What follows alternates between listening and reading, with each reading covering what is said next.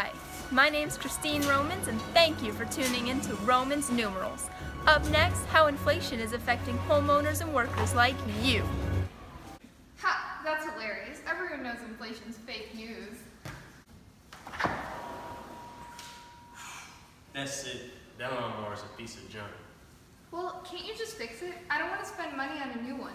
The opportunity cost or foregone benefit of the next best alternative for paying for that new lawnmower is me not being able to pay for Lucy's prom dress. You don't want her to work in like a hot dog stand or something, do you? Honey, it's broken. Let's just go shopping.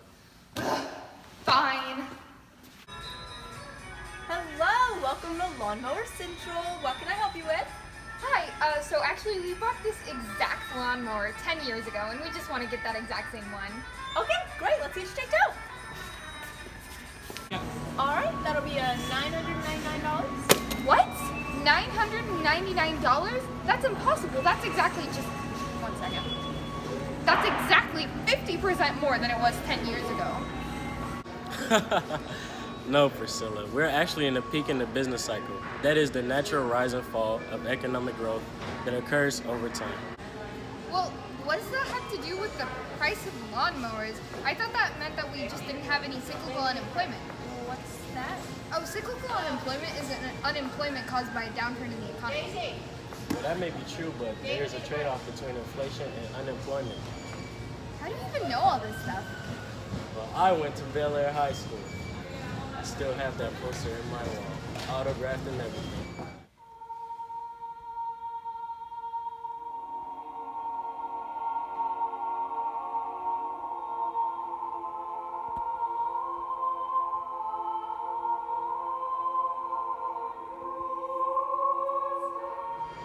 Oh, that must be nice. Where I went in Iowa, they just told us that inflation was a hoax invented by the Chinese. My best friend Christine would always get so annoyed in that class. You know, you actually remind me of her like a lot. Really? Yeah. There's this thing called the Phillips curve. Come here, let me show you. This is the Phillips curve. On the y-axis is the inflation rate, and on the x-axis is the unemployment rate. The vertical line is the long-run Phillips curve. The x value is the natural rate of unemployment, and the economy moves along the curve.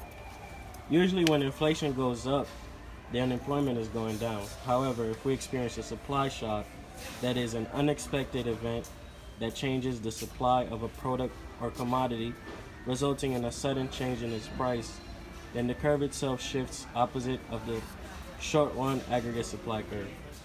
You lost me at short-run aggregate supply curve. Oh, you haven't heard about the aggregate demand and aggregate supply curve, have you?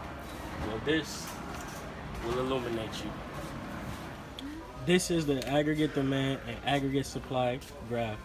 On the vertical axis is the price level, and on the horizontal axis is the output for the real GDP. The downward sloping line is the aggregate demand, and when aggregate demand increases, both price level and output increases. The upward sloping line is short-run aggregate supply, and as it increases, price level decreases. However, output will go up as well.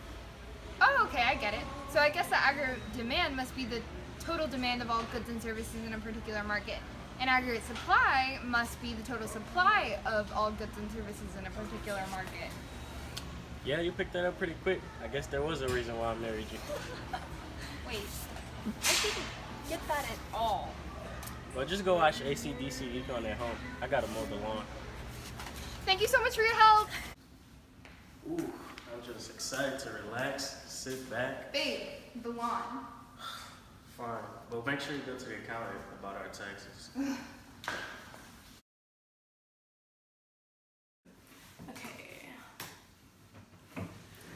Okay, so this is what you owe in property taxes. What?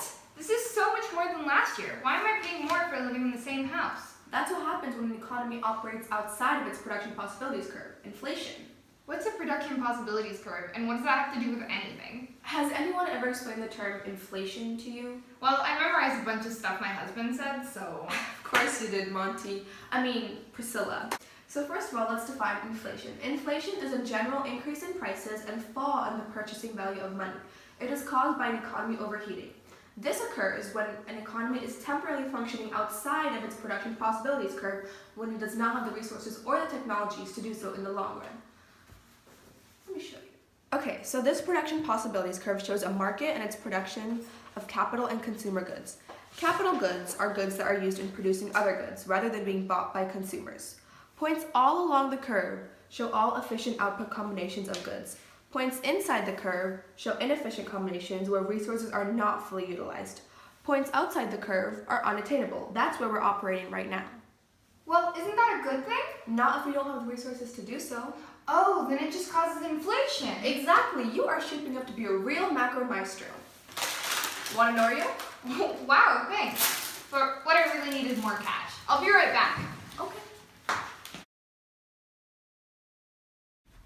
Hey there, Priscilla. What can I help you with? Listen up, Sharon. I haven't asked for a raise in years. Meanwhile, the economy has been inflating like a gosh darn balloon, and you didn't say anything. Now, I've been working especially hard lately, and I deserve more disposable income. That's right. I deserve more income after taxes and other mandatory charges are deducted. All right, fine. I will offer you a 6% increase in your nominal wages. You can't trick me. I've been reading up, and I know that nominal wages are wages paid by employers for workers for their labor. They're not adjusted for inflation.